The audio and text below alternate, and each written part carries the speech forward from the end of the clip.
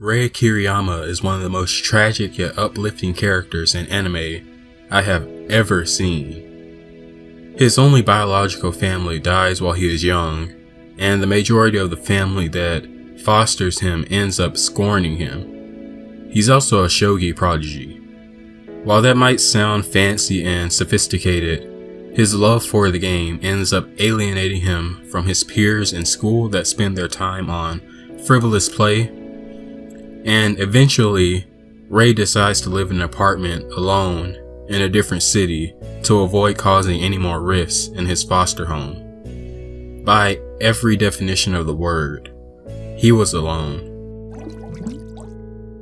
It's doubtful whether or not Rei even enjoyed the one thing that he had going for him: shogi. Shogi is a board game similar to American chess. All of the previous young shogi geniuses with similar accomplishments to Rei went on to become magens, the equivalent of a chess grandmaster. This pressure drives Rei into a love-hate relationship with the fantastically complicated game. His last semblance of worth, shogi, was edging out of his slowly loosening grip as he continued to fall in the rankings. Rei was depressed, and he had every reason to be. For lack of better phrasing, at the start of the series, his life sucked. The way Rei is portrayed in March Comes In Like a Lion, you would think he was dead. His lifestyle is reminiscent of a corporate slave if you only included the working part.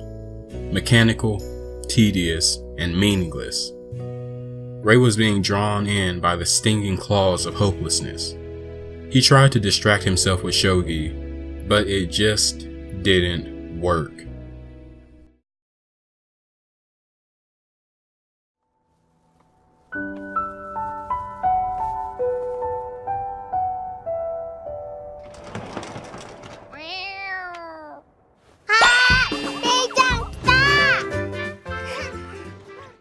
The reason why Rei Kiriyama is the most uplifting character I've ever seen in anime is because of the way unconditional love transforms him.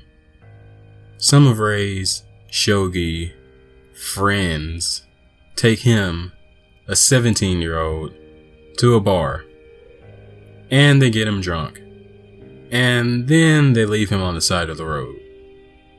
Fortunately, the eldest sister of the Kawamoto family, Akari, finds him before terrible turned into extra terrible. What happens next over about 60 episodes is a beautiful healing process.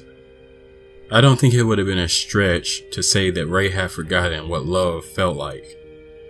The Kawamoto family nurtures Rei in grace, patience, and kindness. Rei is shown what it means to have a familial community, and this gives him an anchor and a motivation. Rei's bleak life is filled with bubbling pink and rivers of rushing, encouraging blue. I don't cry, at all.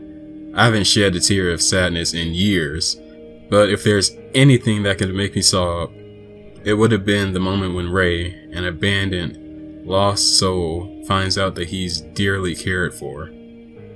Though Rei is resistant to the Kawamotos at first, he gives way over time because of their relentless efforts to include him in everything they did.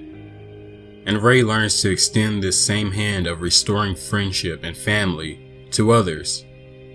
He started socially off, but he reaches out to others in spite of that because he develops a love for others. Could there be any better model of Christ-like love in anime? I don't know. All I know is that I can declare March Comes In Like a Lion to be my favorite show ever, period. I can tell you firsthand that there are a lot of Rei Kiriyamas in the real world. God loved us before we ever thought of loving Him. So if you've known love, don't forget to give it. Not to just people you know. Find the one with 0 friends instead of congregating around the many with 1 million. If you enjoyed this video, please remember to leave a like and subscribe down below.